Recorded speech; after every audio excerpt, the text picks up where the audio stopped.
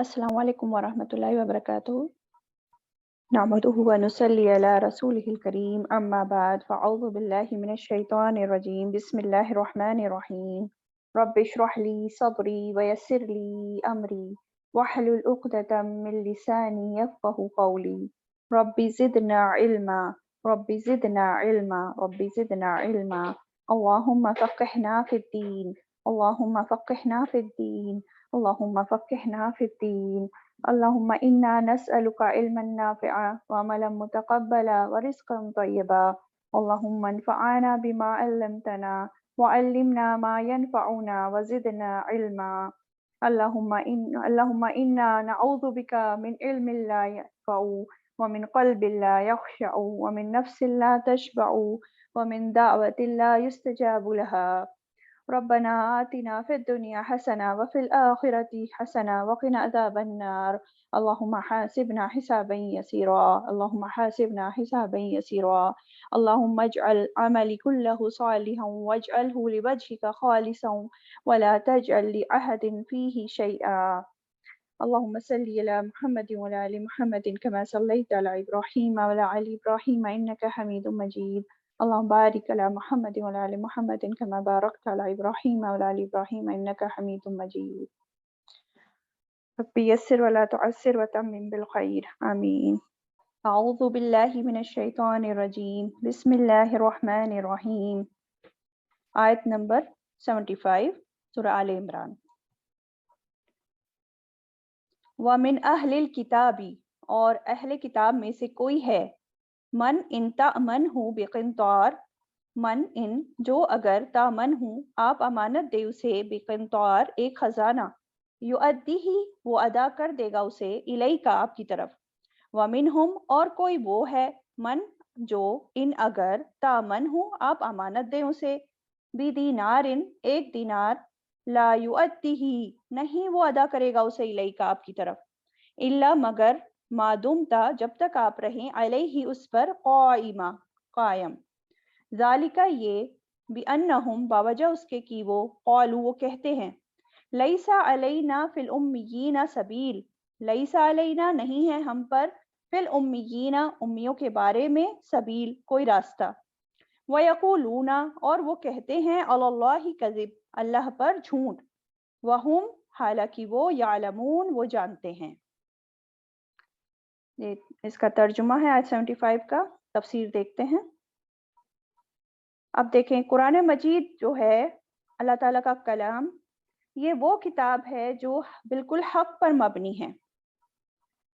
अब इसलिए हम देख रहे हैं यहाँ पर कि अहले किताब की बुराइयों का, उनकी बदमाशियों का तज़किरा हुआ पहले, है ना, लेकिन साथ ही साथ कुरान जो है उनके अंदर अगर कुछ अच्छाइयाँ भी हैं या अच्छे काम करने वाले लोग हैं तो कुरान उनका भी तज़किरा करता है साथ के साथ।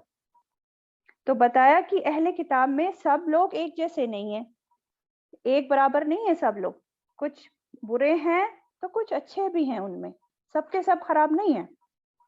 फरमाया कि अहले किताब में कुछ इतने अच्छे लोग हैं कि अगर तुम उन्हें खजाना ढेरों माल उनके पास अमानत के तौर पे रखवा दो, ये बताया जा रहा है ना, वमिन अहलिल किताबी मन इन तामन हु बिक़िंतार। किंतार क्या होता है? खजाना, ढेरों के ढेर, सोना चांदी के जो खजानों के ढेर होते हैं उसको किंतार कहते हैं, पहले भी हम पढ़ चुके हैं।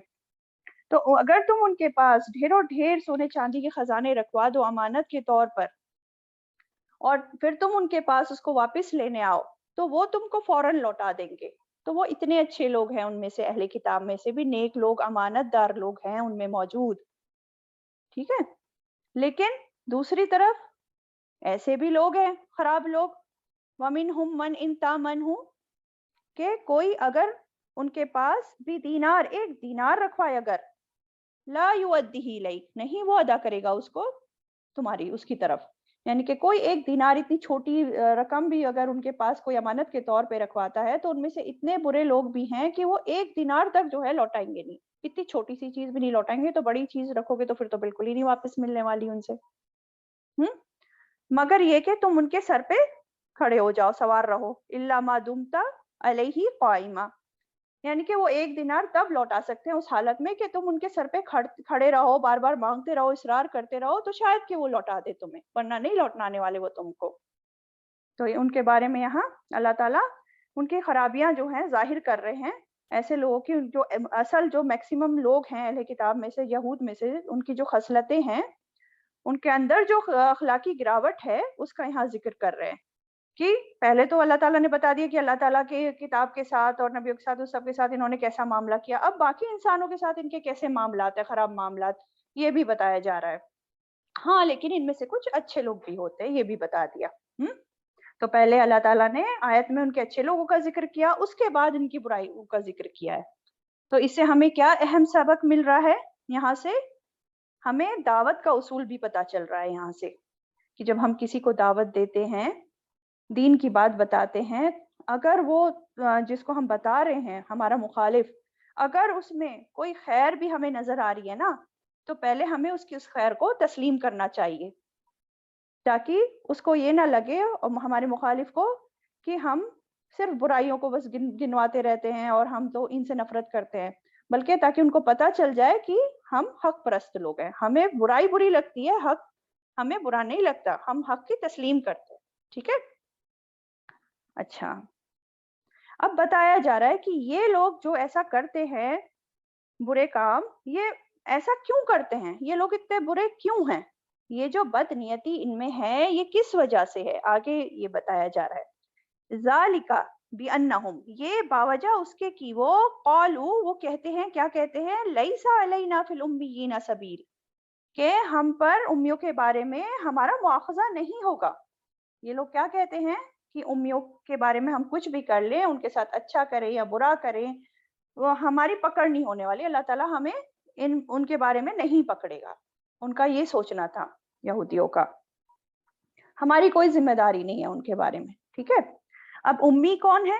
امی کس کو کہتے تھے یہ لوگ عربوں کو امی کہتے تھے۔ اہل عرب جو تھے بیسیکلی وہ پڑھے لکھے لوگ تو نہیں تھے، نہ ہی ان پہ کتاب کوئی نازل ہوئی تھی۔ جو بنو اسماعیل تھے وہ بیسیکلی، بنو اسماعیل جو تھے وہ امی لوگ تھے، ان کے پاس کوئی کتاب نہیں آئی تھی، کوئی شریعت نہیں آئی تھی، اور وہ زیادہ پڑھنا لکھنا نہیں جانتے تھے، تو ان کو امی کہا جاتا تھا۔ لیکن یہ اہل کتاب یعنی کہ یہود جو ہیں، ان کو امی کہتے تھے۔ جو جیوز کے علاوہ اور جو لوگ ہیں نا، ان کو یہ امی کہتے ہیں بیسیکلی، آج کے زمانے میں بھی ان کے حساب سے وہ امی ہی ہیں۔ ٹھیک ہے؟ تو یہ لوگ کیا کہتے تھے، ہم پر ان کی کوئی ذمہ داری نہیں ہے، چاہے تو ان کے ساتھ اچھا کریں چاہے تو برا کریں، بس ہمیں آپس میں اچھے رہنا ہے، ہم جو ایک دین پر ہیں یہودی، ہمیں آپس میں اچھا رہنا ہے، آپس میں اچھا کرنا ہے۔ تو ان کا یہ سوچنا اور کہنا تھا۔ ٹھیک ہے؟ اور وہ اللہ پر جھوٹ باندھتے ہیں جبکہ وہ جانتے ہیں۔ وَيَقُولُونَ عَلَى اللَّهِ كَذِبًا وَهُمْ يَعْلَمُونَ، اور وہ کہتے ہیں اللہ پر جھوٹ حالانکہ وہ جانتے ہیں۔ مطلب ان سب کو پتا ہے کہ یہ سب جو بول رہے ہیں یہ سب ان کی من گھڑت باتیں، من گھڑت فلسفے ہیں، پھر بھی جانتے بوجھتے ہوئے یہ وہ بات اللہ پر گھڑ رہے ہیں۔ ان کی کتاب میں، تورات میں تو اللہ تعالیٰ نے نہیں بھیجا یہ سب لکھ کے یا بتایا کہ ایسا کرنا ہے تمہیں، اپنی طرف سے جو ہے باتیں گھڑ لی اور اب کہہ رہے ہیں کہ اللہ کی طرف سے ہے، تو یہ تو اللہ تعالیٰ پر جھوٹ باندھ رہے ہیں یہ لوگ۔ اور یہ جو ان کے فلسفے تھے، ان کے عوام کے بھی نہیں تھے، عوام تو ان کی جاہل تھی، ہے نا، پڑھی لکھی نہیں تھی۔ ان کے جو اہل یہود تھے، یہودی، ان کے علماؤں کے پاس کتاب ہوتی تھی، دینی علم ہوتا تھا، اور جو وہ بتاتے تھے یہ عوام ان کی مان لیتی تھی، جاہل عوام ہوتی تھی۔ ان کے جو بڑے ہوتے تھے، لیڈرز، پڑھے لکھے عالم، انہوں نے اپنی مذہبی کتابوں میں یہ باتیں لکھ لی تھی، اور پھر یہ جو ہے اپنے عام لوگوں کو سکھاتے تھے کہ کیسے لوگوں کے ساتھ معاملہ کرنا ہے، اگر اسرائیلی ہے تو اس کے ساتھ کیسا معاملہ کریں گے، اور اگر غیر اسرائیلی ہے تو اس کے ساتھ کیسا معاملہ کریں گے۔ تو بیسیکلی ان کی جو کتاب ہے نا تورات کے علاوہ، اس کو تالمود کہتے ہیں، تالمود۔ تو یہ کتاب جو ہے ان کے ربیوں کی کتاب ہوتی ہے، انہوں نے خود لکھی ہے، ان کے فتاووں کی کتاب ہے تالمود، کئی والیومز میں ہے۔ اچھا، تو اس میں کئی باتیں لکھی ہیں، ایک دو بات بتاتی ہوں۔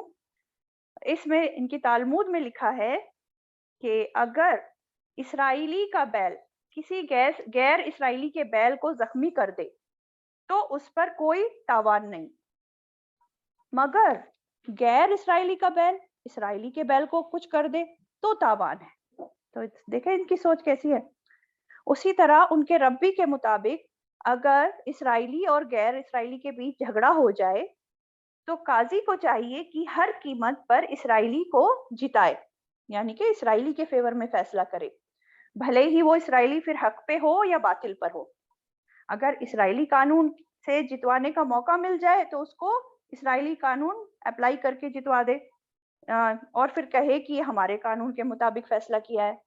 اور اگر غیر اسرائیلی کے قانون کے مطابق اسرائیلی کو جتوانے کا موقع مل جائے تو تب بھی اسرائیلی کو جتوا دے، غیر اسرائیلی کو پھر کہے کہ یہ تمہارے قانون کے مطابق کیا ہے۔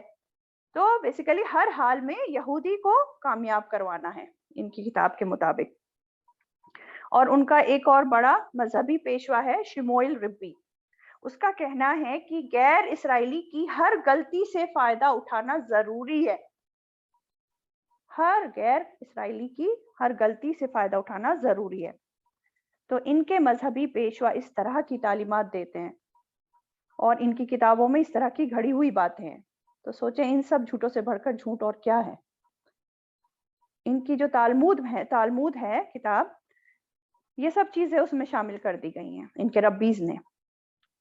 اور کیا کہتے ہیں کہ ان پر کوئی گرفت نہیں ہو سکتی امیین کے بارے میں، ان کا کیا سوچنا ہے، ان کا کیا عقیدہ ہے، ان کے اکارڈنگ اصل انسان صرف یہودی ہے، یہ صرف یہودیوں کو انسان مانتے ہیں، باقی جتنے انسان ہیں دنیا میں وہ انسان نما حیوان ہیں۔ سمجھ رہے ہیں آپ کہ ان کی کیسی سوچ ہے؟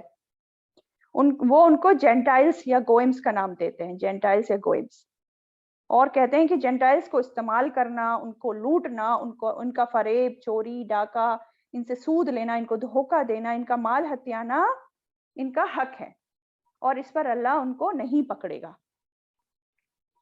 اور اسی سوچ کے تحت یہ دیکھو دنیا میں آج جو ہو رہا ہے سب اسی سوچ کے تحت ہو رہا ہے کہ صرف خود کو انسان سمجھتے ہیں، باقی جانور، کسی ہر طرح سے ان سے فائدہ اٹھا لو۔ لیکن جہاں یہودی کے ساتھ بات آتی ہے معاملے کی تو وہ سب نہیں کر سکتے، تب پکڑ ہوگی ان کے اکارڈنگ ان کی، پھر اس پر وہ تورات والے قانون لاگو کریں گے، لیکن غیر یہودی کے لیے ان پر کوئی بندش پابندی نہیں۔ اس طرح کا ان کی سوچ ہے۔ تو کتنا زیادہ یہ اللہ تعالیٰ پر جھوٹ باندھتے ہیں۔ اللہ تعالیٰ نے تو یہ سب ظلم زیادتی کرنے کی اجازت نہیں دی ہے، اللہ تعالیٰ تو سب سے زیادہ عدل اور انصاف کا فیصلہ کرنے والا ہے، وہ ایسی برائیوں کا بھلا کیوں حکم دے گا؟ اللہ تعالیٰ تو یہ حکم دیتا ہے کہ تم امانتوں کو ان کے حقداروں کو ادا کر دو، چاہے کوئی بھی ہو، پھر ہر انسان کے ساتھ حق کرنا ہے، انصاف کرنا ہے، ان کی امانتیں جو ہیں ان تک پہنچانی ہے، لوٹانی ہے۔ اللہ تعالیٰ کا تو یہ حکم ہے۔ اور ہمارے اسلام میں بھی دیکھو کہیں بھی دور تک ہم یہ نہیں دیکھتے کہ کسی کا حق مارنے کو کہا گیا ہے، دوسروں کا حق مارنے کو نہیں ہے ہمارے اسلام میں کہیں بھی، چاہے وہ مسلمان کے ساتھ معاملہ کریں یا غیر مسلمان کے ساتھ کریں۔ اس کے بارے میں ہمیں بعض روایت سے پتہ چلتا ہے کہ ایک بار کیا ہوا، کچھ لوگ ایک عالم کے پاس آئے، عالم کہتے ہیں کہ ابن عباس رضی اللہ تعالیٰ عنہ تھے، تو وہ لوگوں نے پوچھا، ان سے کہا کہ ہم بعض وقت اپنے میدان جنگ میں کچھ ایسی چیزیں پاتے ہیں جو گری پڑی ہوتی ہیں یا کوئی جیسے مطلب مل جاتی ہیں انہیں میدان جنگ میں، جیسے کہ بکری ہے، مرغی ہے یا اور کوئی سامان۔ تو وہ جو عالم تھے ابن عباس رضی اللہ تعالیٰ عنہ، انہوں نے کہا تو پھر تم کیا کرتے ہو؟ تو وہ لوگ بولے کہ ہم استعمال کر لیتے ہیں۔ تو عالم نے کہا کہ کیوں نہیں پوچھتے تم کہ یہ کس کی ہے؟ تو انہوں نے کہا کہ ذمی یا نان مسلم کی ہوتی ہے وہ چیز تو ہم استعمال کر لیتے ہیں۔ تو ابن عباس رضی اللہ تعالیٰ عنہ جو عالم تھے انہوں نے کیا کہا، اس کی اجازت نہیں ہے ایسا کرنے کی، یہ تو تم وہ کر رہے ہو جو یہودی کرتے تھے، جو قرآن میں نے ہمیں بتا دیا کہ یہودی کہتے تھے کہ لیس علینا فی الامیین سبیلا، تم تو وہی والی بات کر رہے ہو کہ یہودی کہتے تھے کہ اچھے یہودیوں کے ساتھ اچھے رہیں گے اور دوسروں کے ساتھ ہم زیادتی کر سکتے ہیں۔ تو یہ ہمارے اسلام میں نہیں ہے، اس کی اجازت بالکل نہیں ہے۔ جب وہ جزیہ ادا کر رہے ہیں اور تو ان کا کوئی مال تم پر حلال نہیں مگر وہ جو خوشی سے تم کو دے دے۔ سمجھ آیا؟ تو یہ ہمارے اسلام کی خوبصورتی۔ اچھا، اس آیت کے شان نزول میں صحیح بخاری میں آتا ہے کہ اس آیت کے ساتھ ایک واقعہ ہے۔ اشعث بن قیس کہتے ہیں کہ یہ آیت جو ہے میرے حق میں نازل ہوئی، میرے چچا زاد بھائی کی زمین میں ایک کنواں تھا اور وہ کنواں میرا تھا. آپ نے فرمایا کہ تم گواہ لاؤ اس بات پر ورنہ اس سے قسم لے لو. تو میں نے عرض کیا یا رسول اللہ صلی اللہ علیہ وسلم وہ تو قسم جھوٹی کھا جائے گا. تو آپ نے فرمایا جو شخص کسی مسلمان کا مال مار لینے کی نیت سے خامخواہ جھوٹی قسم کھائے تو جب وہ اللہ سے ملے گا تو اللہ اس پر غضبناک ہوگا. اور ایک وہ ہیں یہودی علماء تھے، وہ عالم عبداللہ بن سلام. ان کو کسی نے 1200 اوقیہ سونا جمع کروایا ان کے پاس امانت کے طور پر، اور جب وہ لینے آیا انسان واپس تو انہوں نے پورا کا پورا ان کو ادا کر دیا. تو کہتے ہیں، بعض کہتے ہیں کہ یہ ان کی شان میں آیت اتری. ٹھیک، تو سمجھ آیا یہ آیت کہ ان میں سے اچھے لوگ بھی ہیں، برے لوگ بھی ہیں. کچھ ایسے ہیں کہ ان کو تو خزانوں بھر ڈھیر بھر خزانہ دے دو تو بھی وہ واپس کر دیں گے، لیکن کچھ تو اتنے برے ہیں کہ ایک دینار بھی واپس نہیں کریں گے. اور کیوں ایسا کرتے ہیں وہ بھی میں نے سمجھا دیا، کیونکہ وہ کہتے ہیں ہم پر امیوں کے بارے میں کوئی مواخذہ نہیں ہوگا، اور یہ سب باتیں وہ اللہ تعالیٰ پر جانتے بوجھتے ہوئے جھوٹ گھڑ رہے ہوتے ہیں. چلیے نیکسٹ آیت پہ آتے ہیں. آیت نمبر 76. بلا کیوں نہیں، من اوفا بعہدہ واتقا جس نے پورا کیا اپنے عہد کو اور تقوی کیا، فإن اللہ تو بے شک اللہ یحب المتقین محبت رکھتا ہے متقی لوگوں سے. تو بتایا جا رہا ہے اللہ تعالیٰ کس طرح کے لوگوں سے محبت رکھتے ہیں. اللہ کی محبت چاہیے تو ہمیں کیسا ہونا چاہیے، کیا کام کرنے چاہیے؟ تو بتایا جا رہا ہے کہ متقی لوگوں سے اللہ تعالیٰ محبت کرتا ہے. کون سے لوگ؟ جو اپنا عہد پورا کرتے ہیں اور جو اللہ سے ڈر کر تقوی اختیار کرتے ہیں. تو عہد کو کی پابندی اور تقوی یہ بہت ہی امپورٹنٹ چیزیں ہیں ہم لوگوں کے لیے اللہ کی محبت پانے کے لیے. اللہ کی محبت کن کے لیے ہے؟ جو حقیقی متقی لوگ ہیں ان کے لیے. اور دیکھیں عہد کی خلاف ورزی کون کرتا ہے؟ ہمیں سبھی معلوم ہے، منافق لوگ کرتے ہیں. منافق کی 3 نشانیاں کیا ہیں خاص جو ہم پڑھ چکے ہیں؟ پہلی، جب وہ بات کرتا ہے تو جھوٹ بولتا ہے، وعدہ کرتا ہے کسی سے تو پورا نہیں کرتا، اور اگر امانت اس کے پاس رکھوائی جائے تو امانت میں وہ خیانت کرتا ہے. بھلے ہی پھر وہ ظاہری طور پر خود کو مسلمان کہتا ہو، نمازیں پڑھتا ہو، کتنے بھی روزہ رکھتا ہو، اچھے کام کرتا ہو، لیکن اس میں یہ تو 3 خصلتیں آ جاتی ہیں تو وہ منافق کی نشانیاں ہیں. پھر آگے فرمایا آیت نمبر 77 پہ آ جاتے ہیں. ان الذین یشترون بعہد اللہ وایمانہم ثمنا قلیلا. ان الذین بے شک وہ لوگ جو یشترون لے لیتے ہیں بعہد اللہ بدلے اللہ کے عہد کے، وایمانہم اور اپنی قسموں کے، ثمنا قلیلا قیمت تھوڑی، اولئک لا خلاق لهم فی الآخرہ ولا یکلمہم اللہ ولا ینظر الیہم. اولئک یہی لوگ ہیں، لا خلاق نہیں کوئی حصہ، لہم ان کے لیے، فی الآخرہ آخرت میں، ولا اور نہ، یکلمہم اللہ کلام کرے گا ان سے اللہ، ولا ینظر اور نہ وہ دیکھے گا الیہم طرف ان کے، یوم القیامت ہی قیامت کے دن، ولا یزکیہم اور نہ وہ پاک کرے گا انہیں، ولہم اور ان کے لیے عذاب علیم عذاب ہے دردناک. اب بتایا جا رہا ہے کہ جو لوگ اللہ کے عہد کے عوض حقیر سی قیمت لے لیتے ہیں، یشترونا، یا اس کو ایسے بھی کہہ سکتے ہیں کہ جو بیچ دیتے ہیں اللہ کے عہد کو اور اپنی قسموں کو تھوڑی قیمت میں. کیسے بیچتے ہیں؟ چلیں ابھی پہلے یہ دیکھتے ہیں کہ کیا بتایا جا رہا ہے کہ جو لوگ اللہ کے عہد کو اور اپنی قسموں کو تھوڑی قیمت میں بیچ دیتے ہیں تو ایسے لوگوں کے لیے آخرت میں کوئی بھی حصہ نہیں ہے، اور تھوڑی قیمت میں ثمنن قلیلا ہے نا. کیسے ہوتا ہے یہ؟ اب ایک انسان نے مان لو کسی کے ساتھ کسی کاروبار میں کوئی کچھ خرید و فروخت میں کچھ سودا طے کر لیا، معاہدہ کر لیا اس پر اس نے، لیکن اگلے دن اگر وہ دیکھتا ہے کہ اس چیز کا بھاؤ کچھ کم بڑھ گیا یا کم ہو گیا تو وہ جو ہے سودا توڑ دیتا ہے، عہد توڑ دیتا ہے. تو اس طرح کے جو لوگ ہوتے ہیں نا وہ ناقابل اعتبار لوگ ہوتے ہیں.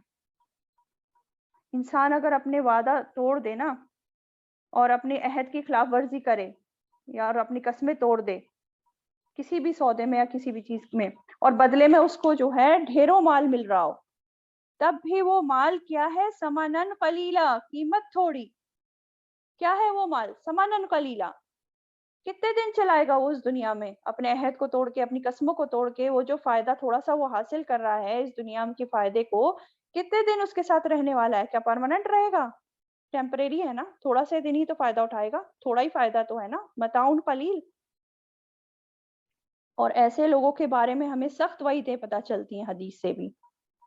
ابن مسعود رضی اللہ تعالی عنہ سے روایت ہے صحیح بخاری کی، آپ صلی اللہ علیہ وسلم فرماتے ہیں کہ جس شخص نے پکی قسم کھائی تاکہ کسی مسلمان کا مال کھا جائے تو اللہ تعالیٰ کو اس حال میں جا کر ملے گا کہ اللہ اس پر سخت ناراض ہوں گے.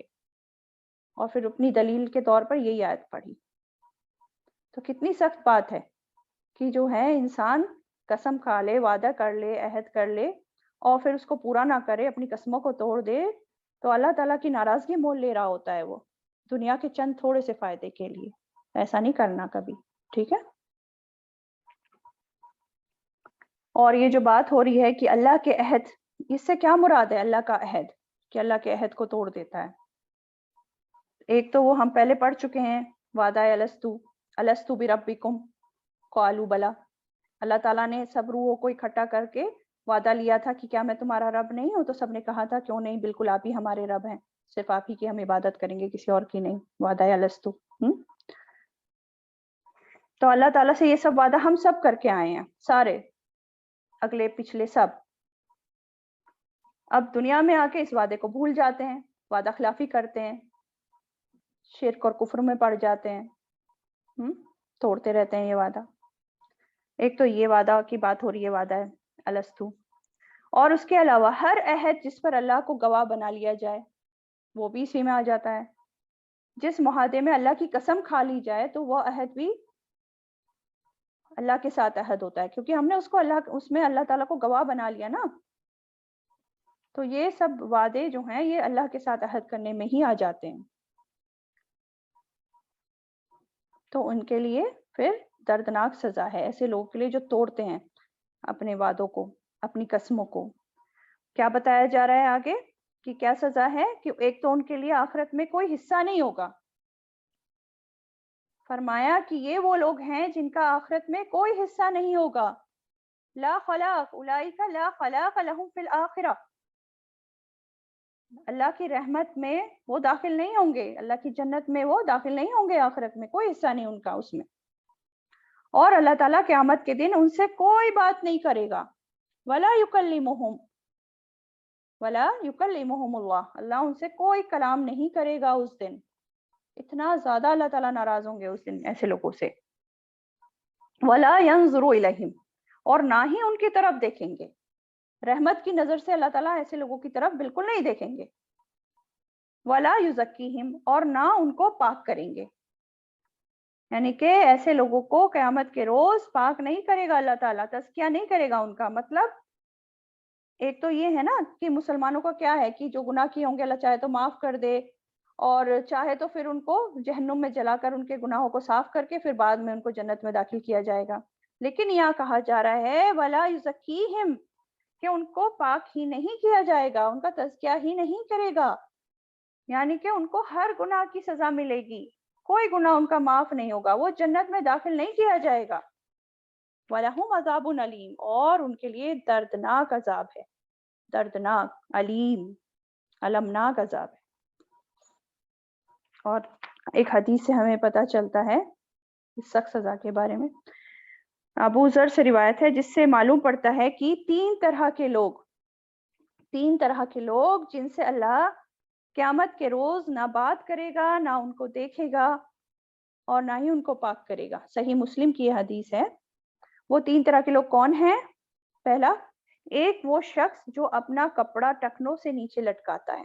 شان اور تکبر کے ساتھ جو لٹکاتے ہیں ٹخنوں کے نیچے.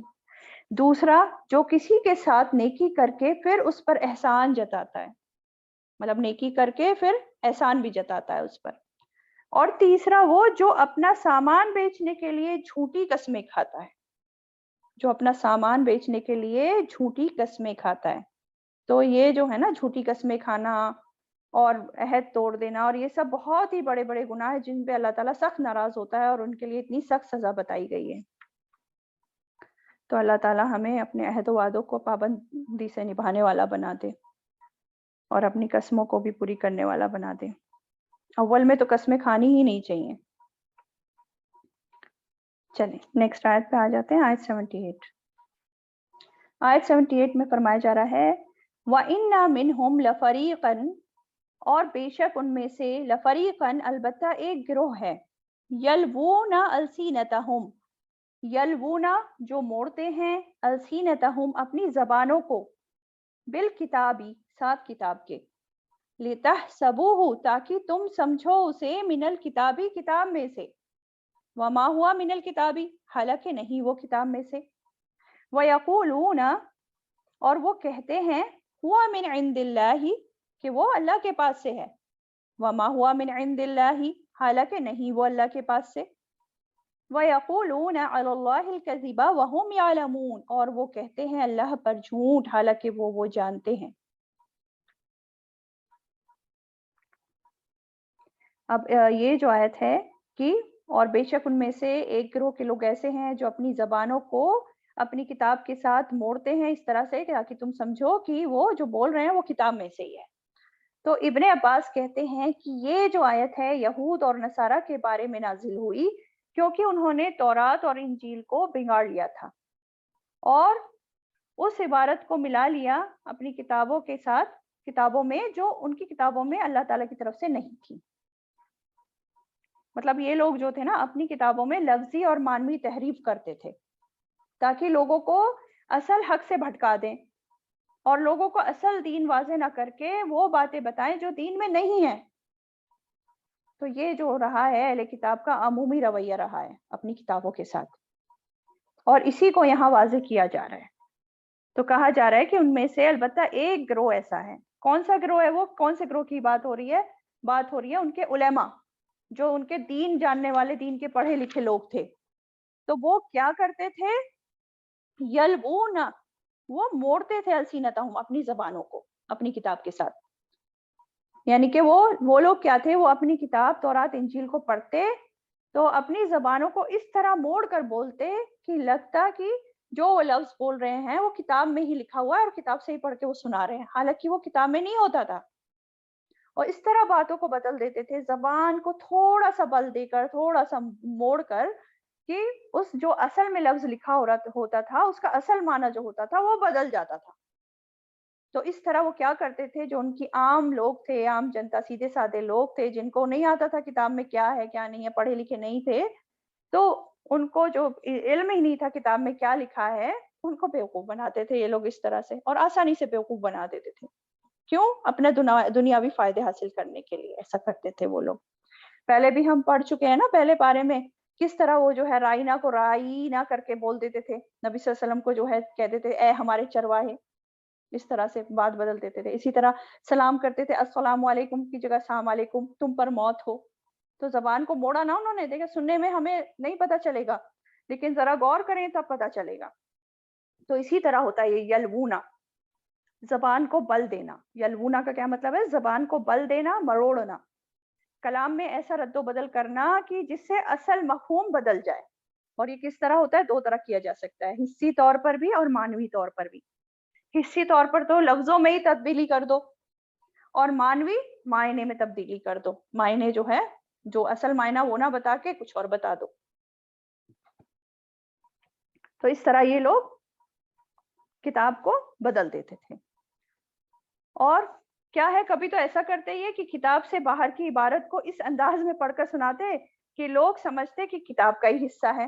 آپ دیکھیں جیسے جس انسان کو عربک لینگویج نہیں آتی ہے اور وہ کوئی نارمل جو مان لو عربی کا شعر ہی ہے کوئی, اگر اس کو جو ہے وہ آ کے آپ کو سنائے اور آپ کو عربی نہیں آتی ہے اور اس انداز میں سنائے جیسے قرآن کی تلاوت کی جاتی ہے، تو عام انسان کو کیا لگے گا؟ ایسے لگے گا کہ یہ تو بھائی قرآن ہی پڑھ کے سنا رہا ہے نا؟ تو اسی طرح یہ لوگ بھی کرتے تھے. اور یہ کام یہ کیوں کرتے تھے؟ یہ اس لیے کرتے تھے تاکہ جو حکم آیا ہے ان کی کتاب میں اس پر ان کو عمل نہ کرنا پڑے، اس حکم کو ہی چھپا جاتے تھے یہ لوگ. یا کوئی حکم ایسا ہے جو ان کے مقصد یا مفاد کے خلاف ہے تو اس حکم میں وہ اس طرح کی تبدیلی کر دیتے کہ اس حکم کی زد ان پر نہ پڑے اور لوگوں کے سامنے سچے بھی بنے رہیں. اس طرح سے یہ لوگ کرتے تھے اپنا دنیاوی فائدے پانے کے لیے. اب دیکھیں ہمارے قرآن مجید میں کیا ہے، اللہ تعالیٰ نے قرآن کی تو ذمہ داری لے لی، اس میں حصی تعریف تو کوئی نہیں کر سکتا، اس میں تو آگے پیچھے کہیں سے بھی باطل داخل ہو ہی نہیں سکتا، کیونکہ اللہ تعالیٰ نے اس کی حفاظت کا ذمہ خود لیا ہے. لیکن مانوی طور پر اس میں تبدیلی کرنے کی کوشش ہر دور میں چلتی رہی ہے. آج بھی لوگ جو ہیں اس میں جو ہے مانوی طور پر تبدیلی کرنے کی کوشش میں لگے رہتے ہیں، لیکن جو یہ ایسا کرتے ہیں کبھی کامیاب نہیں ہو سکتے. اللہ تعالیٰ ان کی جو بد نیتی ہے اس کو ہمیشہ ظاہر کر کے رہتا ہے، اور اللہ تعالیٰ قیامت تک ایسے علماء پیدا کرتا رہے گا جو حق پر قائم رہیں گے، جو حق کو کھول کھول کر ہمیشہ جو ہے بیان کرتے رہیں گے، اور باطل چیزوں کو ان کے سامنے کہ جو لوگ مانوی تحریفیں اور یہ سب کرتے رہتے ہیں ان کو بیان کرتے رہیں گے کہ ہاں یہ غلط اس میں ہو گیا ہے، تو حق لوگوں کے سامنے ظاہر کرتے رہیں گے وہ لوگ. سمجھ آیا؟ تو اصل میں جو لوگ آخرت کو اپنا مقصد نہیں بناتے، دنیا کو ہی بس اپنا مقصد بنا لیتے ہیں، تو پھر وہ آخرت کے منکر ہو جاتے ہیں اور کتاب کے بھی منکر ہو جاتے ہیں. یا تو پھر ایسا بھی ہوتا ہے کہ زبان سے انکار تو نہیں کرتے پر عملی طور پر پھر وہ انکار کرنے لگتے ہیں اور کتاب میں تبدیلیاں اور اس کے من مانے انٹرپریٹیشنز کرنے لگتے ہیں. ان کو جو ہے وہ باتیں پسند ہی نہیں آتی جو اللہ تعالیٰ نے اتاری ہیں، اس لیے کیا ہے وہ اپنی مرضی کے مطابق اس میں جو ہے بدلاؤ کرتے رہتے ہیں. جیسے کہ آپ نے سنا بھی ہوگا نا کہ خود تو بدلتے نہیں، قرآن کو ہی بدل دیتے ہیں. تو اس طرح سے یہ لوگ دوسرے لوگوں کو بھی دھوکے میں ڈالتے ہیں، اور یہ جو ہے بہت ہی بڑا جرم ہے.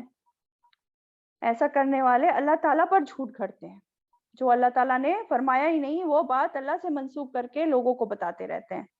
اور یہ سب بھی کیا کر رہے ہوتے ہیں؟ جان بوجھ کر رہے ہوتے ہیں.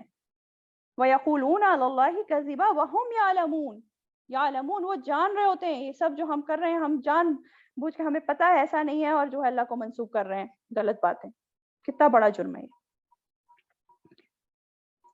تو کیا سمجھ میں آیا کہ کچھ لوگ ایسے بھی ہوتے ہیں کہ جن کو دین کا علم ہوتا ہے، جیسے یہود علماء ان کو دین کا علم تھا، بہت تھا. تو ایسے لوگ بھی ہوتے ہیں جن کے پاس دین کا علم ہوتا ہے، بہت زیادہ علم ہوتا ہے، لیکن اس علم کے باوجود ان کے اندر تقویٰ نہیں ہوتا، اللہ کا خوف نہیں ہوتا.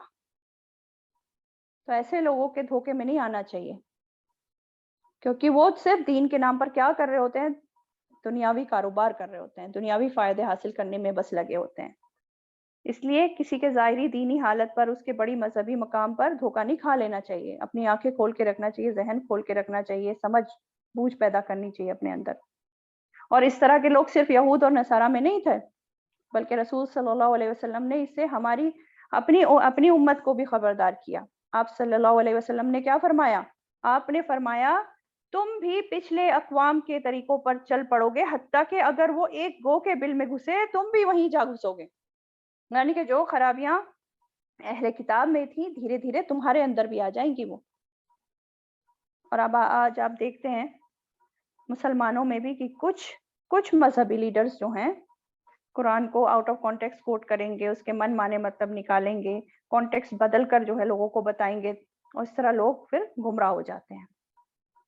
تو اس لیے مسلمانوں کو بھی ہمیں بھی محتاط رہنا کی ضرورت ہے، جو ایسے علماء سے جو کتاب کا مفہوم بدل دیتے ہیں اور لوگوں کو دین کے نام پر دھوکہ دیتے ہیں، ان سے بہت زیادہ محتاط رہنے کی ضرورت ہے. جو قرآن کی وہ تفسیر نہیں کرتے جو اللہ نے اتاری، جو سنت کے خلاف تفسیر کرتے ہیں قرآن کی. اس لیے اس کے لیے کیا ضروری ہے؟ خود علم حاصل کرنے کی سخت ضرورت ہے، تاکہ انسان جو ہے صحیح غلط سمجھ سکے اور دھوکے سے بچ سکے. آنکھ بند کر کے نہ بس مانتا رہے، سب اندھی تقلید میں نہ پڑا رہے بس. اور دیکھیں کسی قوم کا زوال بھی تبھی آتا ہے جب اس کا جو مذہبی طبقہ ہے اللہ کے کلام کو توڑ مروڑ کر پیش کرنے لگتا ہے اور عام عوام جو ہے اس کو بنا سوچے سمجھے اس کو دین سمجھ کر پھر فالو کرتی رہتی ہے، پھر خسارے میں پڑ جاتے ہیں سب۔ تو آج ہمارا سب سے بڑا غم کیا ہونا چاہیے؟ کیا ہونا چاہیے کہ کہیں میں جاہل نہ رہ جاؤں۔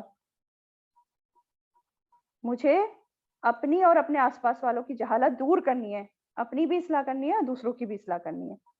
یہ غم ہمیں لگ جانا چاہیے، نہ کہ دنیا کے چھوٹے موٹے غم جس میں ہم سب پڑے رہتے ہیں بیکار کی فکروں میں، اس کا کوئی فائدہ نہیں ہے۔ چلیں نیکسٹ آیت دیکھتے ہیں کیا ہے۔ آیت نمبر 79،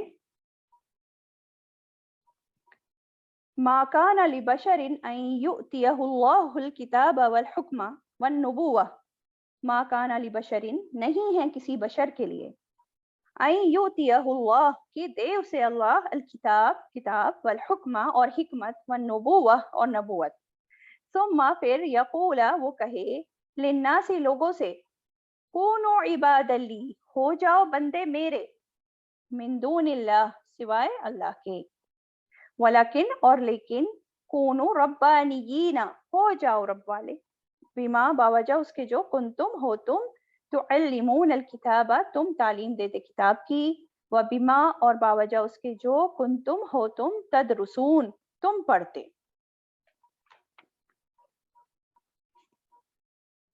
اب اس آیت میں بھی اللہ تعالیٰ نے یہود اور نصارہ کا رد کیا ہے، جنہوں نے اللہ کے بھیجے نبیوں کو رب بنا لیا، اللہ کے بیٹے بنا لیا، اور پھر انہی کی عبادت میں چل پڑے، انہی کی عبادت میں لگ گئے یہ لوگ۔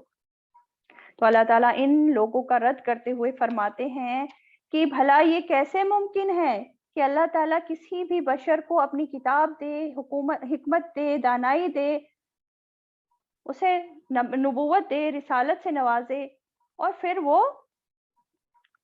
لوگوں سے کہے کہ اللہ کو چھوڑ کر تم میری بندگی کرو، میری عبادت میں لگ جاؤ۔ یہ تو ہو ہی نہیں سکتا،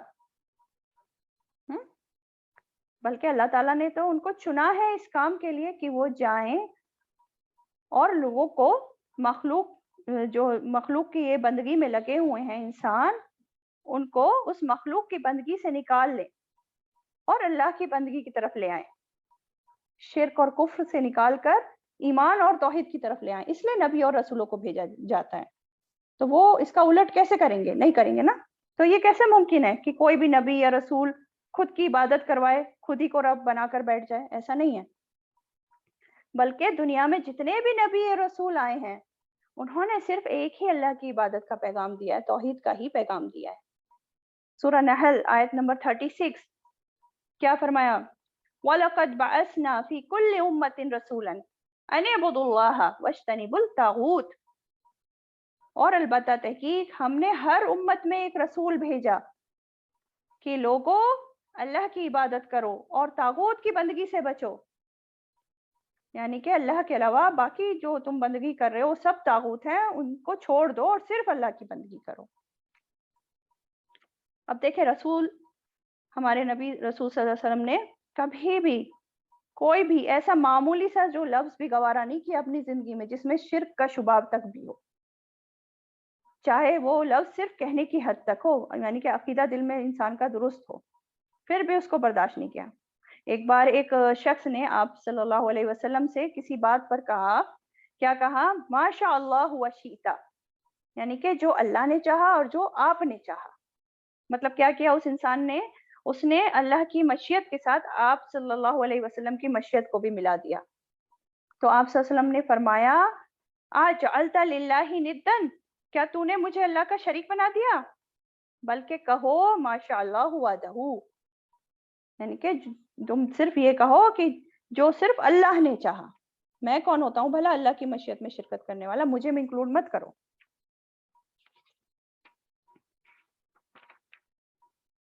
تو کیا سمجھ میں آ رہی ہیں باتیں ابھی تک؟ پہلی بات تو یہی سمجھ میں آ رہی ہے کہ ما کان لبشر ان یؤتیہ اللہ کتاب والحکمہ والنبوہ، یعنی کہ ایک امپورٹنٹ بات جو سمجھ آ رہی ہے کہ نبوت اللہ تعالیٰ جو دیتا ہے، جس کو نبوت ملتی ہے وہ بشر ہوتے ہیں، انسان ہوتے ہیں۔ اس لیے کچھ لوگ جو نبیوں کو انسان کے درجے سے اٹھا کر بہت ہی اس میں ان کا درجہ بہت ہی بلند کر دیتے ہیں، انسانوں سے اٹھا کر بہت ہی اونچا کر دیتے ہیں، ایسا نہیں ہے، وہ بھی انسان ہیں، ہاں، لیکن وہ اللہ تعالیٰ کے چنے ہوئے انسان ہیں، اللہ تعالیٰ نے ان کو خاص کر لیا ہے اپنے پیغام کو لوگوں تک پہنچانے کے لیے، یہاں واضح کر دیا گیا کہ وہ بھی بشر ہوتے ہیں، سمجھ آیا؟ اور کیا بات سمجھ آ رہی ہے کہ کسی پیغمبر کے لیے یا پیغمبر کے بعد کوئی بھی انسان جو پیغمبروں کا کام، پیغمبروں کا مشن لے کر اٹھتا ہے، اس کے لیے یہ قطعی جائز نہیں کہ لوگوں کو وہ دین کے نام پر اکٹھا کر لے اور پھر انہیں اپنے پیچھے لگا لے، ان میں شخصیت پرستی پیدا کر دے کہ لوگوں خدا کو تو بھول جاؤ اور صرف وہ لے لو جو میں تمہیں بتا رہا ہوں، لوگوں کو ایسا انسان صرف اپنا جو ہے پابند کر لے کہ وہ لو جو میں دیتا ہوں، جو میں بتاتا ہوں، بس وہی سچ ہے، باقی قرآن میں کیا ہے، سنت میں کیا ہے، وہ سب کچھ نہیں، وہ کچھ نہیں بتاتا، کچھ نہیں معلوم۔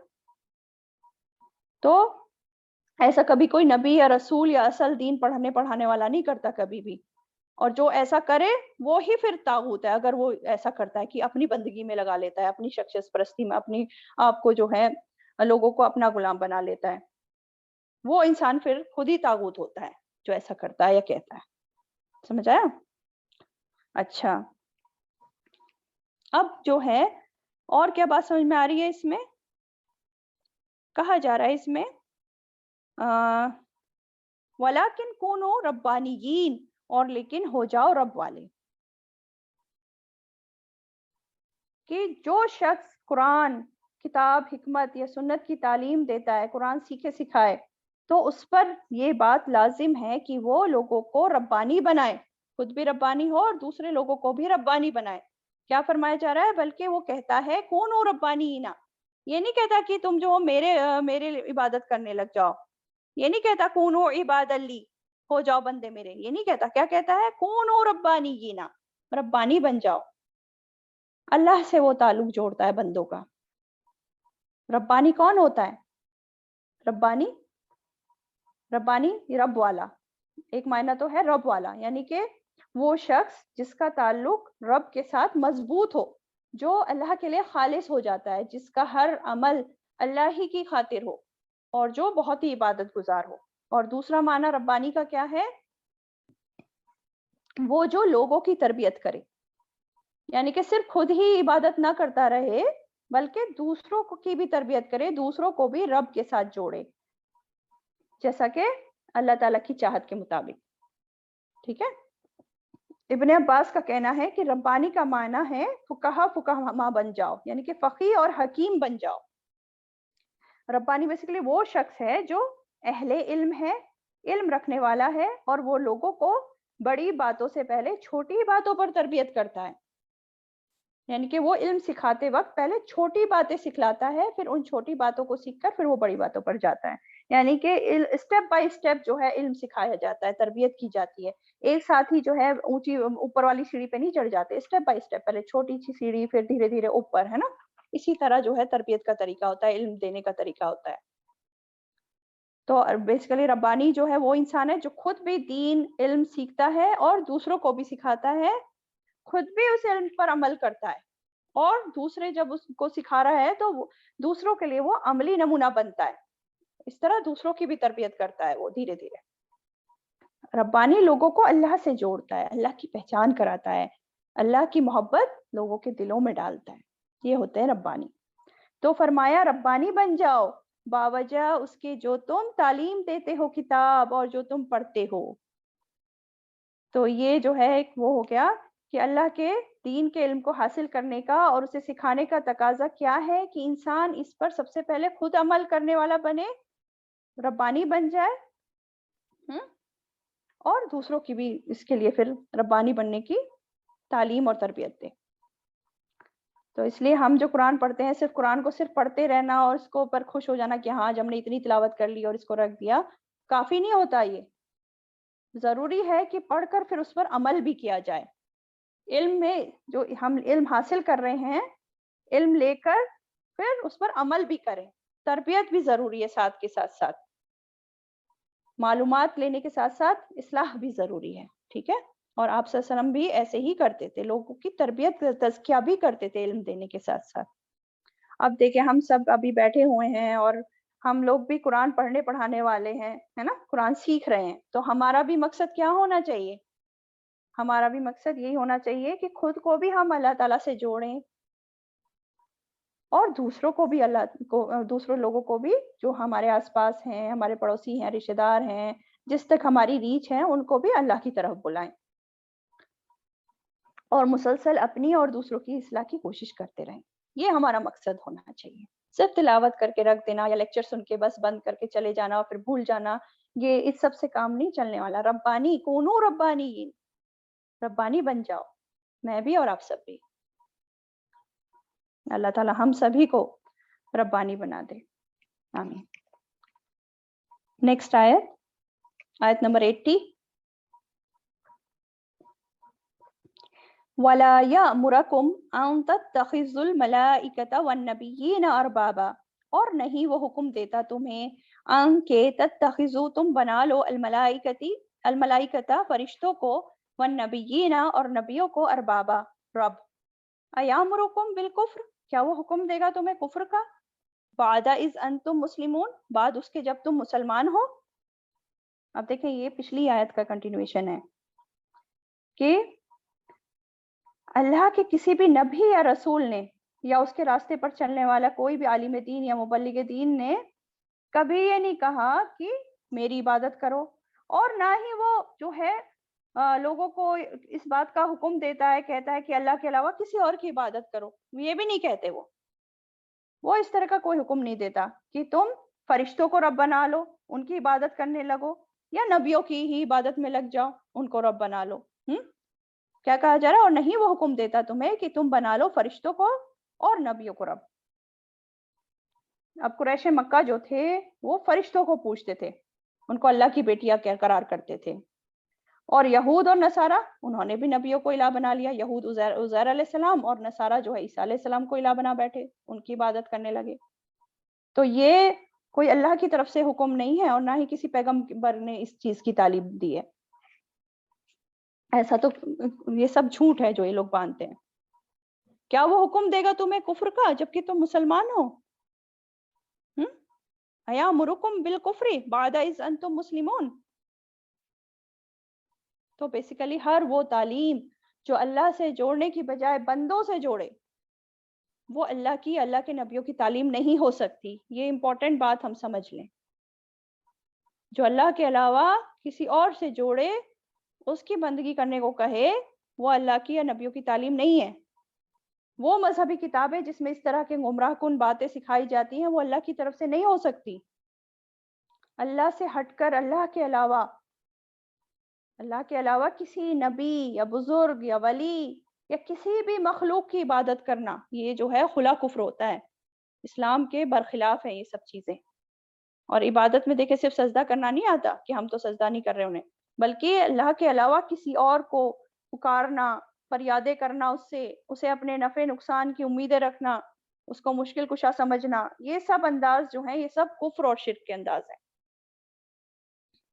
تو کوئی بھی نبی یا کوئی بھی رسول یا ان کے راستے پر چلنے والا کوئی بھی دیندار انسان یا عالم یہ سب تعلیمات کبھی نہیں دیتا. ان کی تعلیمات تو لوگوں کو اللہ تعالیٰ سے جوڑنے والی ہوتی ہیں، اللہ کی طرف بلانے والی ہوتی ہیں. وہ کیا کہتے ہیں؟ قُلْ هَٰذِهِ سَبِيلِي أَدْعُو إِلَى اللَّهِ، کہہ دیجئے یہ میرا راستہ ہے توحید ایمان کا، میں دعوت دیتا ہوں اللہ کی طرف. ان کا تو یہ پیغام ہوتا ہے، اللہ کی طرف دعوت دینے والے ہوتے ہیں. تو کیا سبق مل رہا ہے ہمیں کہ آج ہم مسلمانوں میں بھی یہ باتیں جو ہیں بہت کامن ہیں کہ جو اللہ کی عبادت سے ہٹا کر مسلمانوں کو کفر اور شرک کی طرف لے جاتی ہیں. اور مسلمان جو ہیں بیچارے، وہ جو عام لوگ ہوتے ہیں جن کو علم نہیں ہوتا ہے، انہوں نے خود سے کچھ نہیں پڑھا ہوتی ہیں حق باتیں، تو وہ جوش میں کیا کرتے ہیں، اسی کو دین سمجھتے ہوئے اس کو فالو کرنے لگ جاتے ہیں، اپناتے ہیں، اور اس طرح کفر اور شرک کی طرف چلے جاتے ہیں. تو اس دور میں بھی جو ہے ان چیزوں کو پہچاننے کی بہت ضرورت ہے کہ کہیں ہم جو ہیں اللہ سے ہٹ کر کسی اور کی بندگی میں تو نہیں لگ رہے ہیں. تو اللہ تعالی ہم سبھی کو کفر اور شرک سے محفوظ رکھے جانے انجانے میں، کہیں ہم یہ نہ کر بیٹھیں، اور صحیح راہ صراط المستقیم پر چلنے کی توفیق عطا کریں. آمین یا رب العالمین. چلیں آج یہیں تک رکھتے ہیں آیت نمبر 80. انشاءاللہ پھر نیکسٹ کلاس میں کریں گے باقی.